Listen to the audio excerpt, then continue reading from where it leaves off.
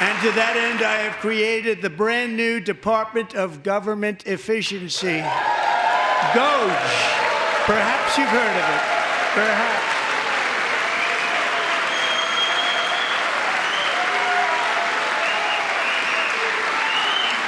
Which is headed by Elon Musk, who is in the gallery tonight.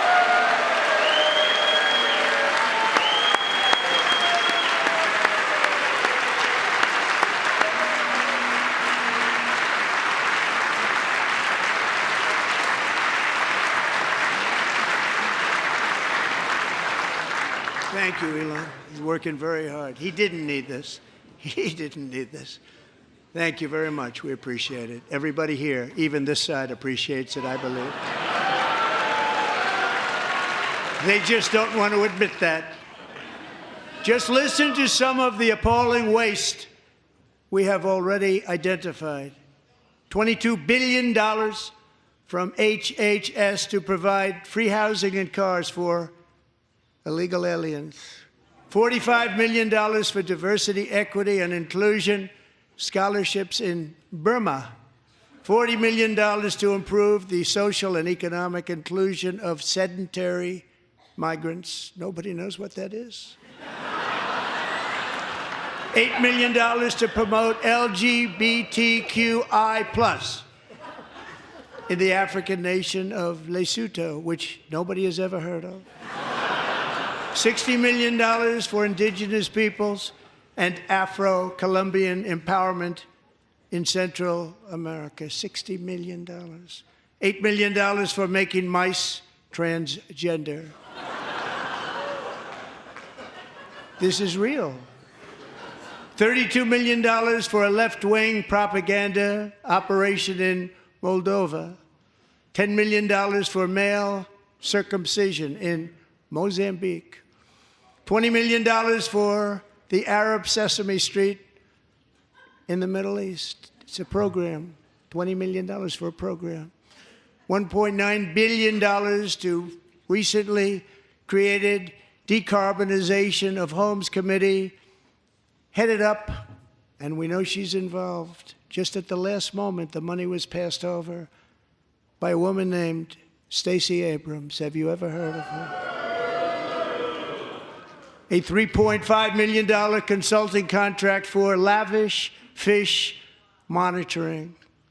$1.5 million for voter confidence in Liberia. $14 million for social cohesion in Mali. $59 million for illegal alien hotel rooms in New York City. He's a real estate developer. He's done very well.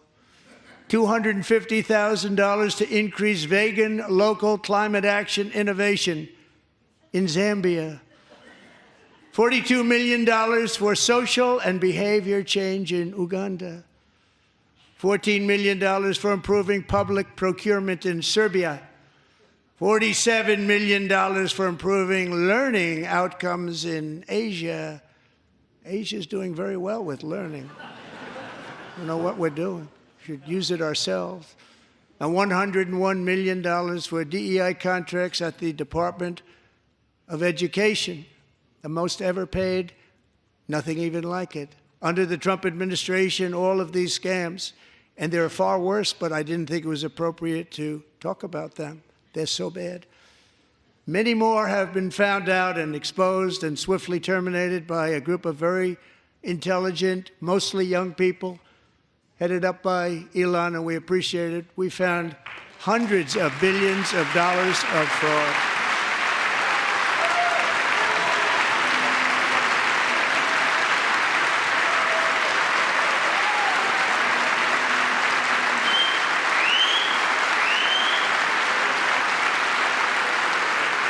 And we've taken back the money and reduced our debt to fight inflation and other things. Taking back a lot of that money. We got it just in time. This is just the beginning. The Government Accountability Office, a federal government office, has estimated annual fraud of over $500 billion in our nation, and we are working very hard to stop it. We're going to.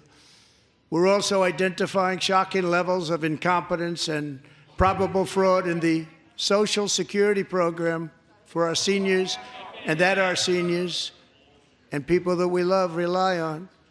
Believe it or not, government databases list 4.7 million Social Security members from people aged 100 to 109 years old. It lists 3.6 million people from ages 110 to 119. I don't know any of them. I know some people that are rather elderly, but not quite that elderly. 3.47 million people from ages 120 to 129. 3.9 million people from ages 130 to 139. 3.5 million people from ages 140 to 149. And money is being paid to many of them, and we're searching right now. In fact, Pam, good luck. Good luck. You're going to find it. But a lot of money is paid out to people because it just keeps getting paid, and nobody does, and it really hurts Social Security and hurts our country. 1.3 million people from ages 150 to 159, and over 130,000 people, according to the Social Security databases, are age over 160 years old. We have a healthier country than I thought, Bobby.